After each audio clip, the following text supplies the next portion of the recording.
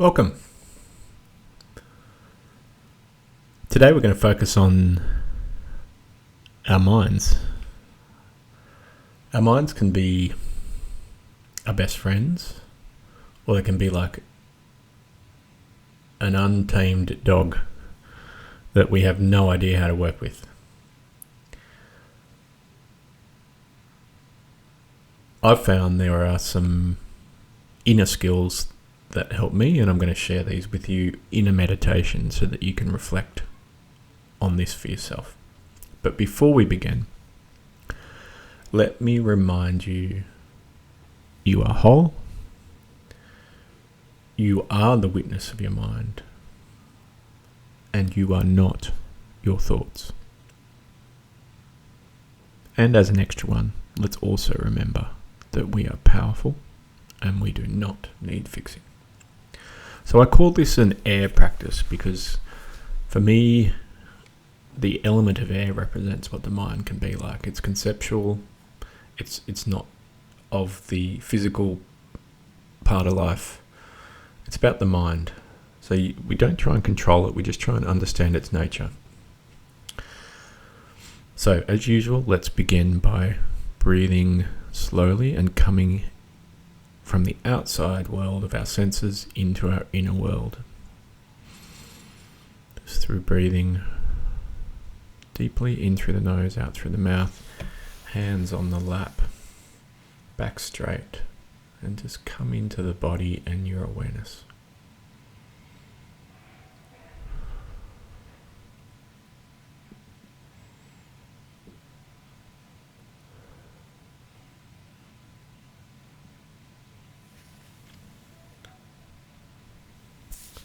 For the first area is mindfulness skills, which is the ability to witness the mind. So as you sit and relax and breathe, just practice noticing any thoughts. Doesn't really matter what their nature is. They could be calm or chaotic or worried or reminding you what you need to get for dinner. And whatever they are, just let them be.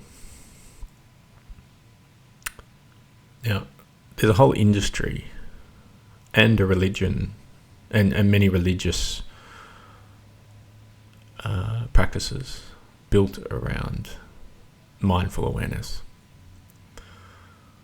And this is a really important first step, to just notice your thoughts and not be them or identify with them. And don't get me wrong, or probably a better way of saying that is, I completely understand sometimes this is easier than others, depending on the quality of the thought. So I just want you to think about one of the thoughts that repeats over and over again for you. Bring it to mind. It's probably about an event that was personal for you.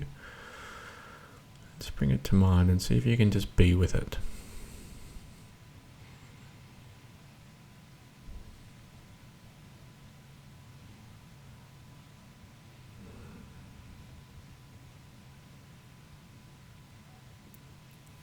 One of the things that helps you just be with it is by placing your attention in your heart rather than giving energy to that thought in your mind. You can practice that as well. Okay, step 2, discernment. We're going to take it a step further, and we're going to notice that some of the thoughts repeat again and again. So what I mean by this is you'll notice a thought, you just witness it like we just taught you, and then it comes back. And then it comes back again, and it may not be straight away, but it might be the next day or that evening. So often, not always, but often the loop is a signal. It's a message. So the energy behind that thought and the reason it's looping is there's some energy pointing towards something deeper. And typically it's either an emotion that hasn't been felt, or a wound that hasn't been seen, or a truth that hasn't been acknowledged, or something that just hasn't been experienced, fully experienced. And you might have already, while we're on this, meditation, noticed a loop. Something, or today you might have noticed a loop. And the key thing is, don't judge it, don't try and fix it, just observe it.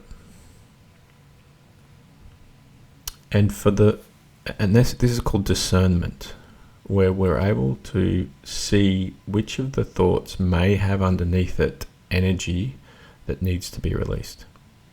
It's not all, and you'll notice there's different types, but some will have something underneath the loop. And so what I would like you to do is recall one of those thoughts that have that loop, that have potentially something underneath. And we're going to work with what this thought may want us to feel, or whether there's a belief underneath it.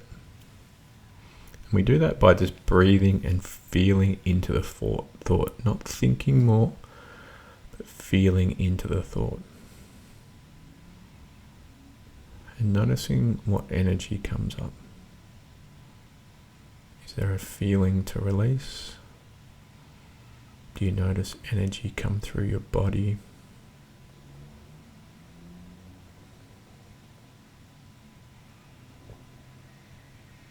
And for some of the thoughts, it may be there's a belief underneath.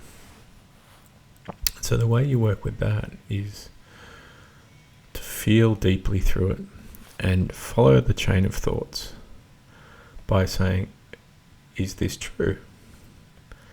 Is this really true? What is true about this thought? And is that really true? And that self-inquiry is really getting you to use your own discernment, your own self, to face the truth of what you're holding on to. So, witnessing, you are not your thoughts, then discernment, then following the loops down to their root, either the belief or the emotions, and then finally release. So as we follow and we process each of the different loops, we can release either beliefs or emotions. You find you'll develop a healthy relationship with your mind. You'll be able to use it more, you'll be able to release its connection to your emotional self, to your emotions, and you'll be able to use it more for what it was designed, which was the logical thinking required in a physical world to solve problems and get stuff done.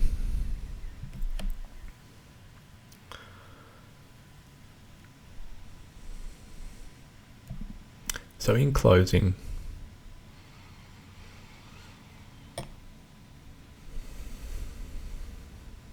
just breathe, relax, and notice your mind. What is your mind even saying about this meditation? Is it true? Can you just witness it and notice it? Your mind is not the enemy. It's part of you. We, when I say we, the soul part of us, the witness part of us,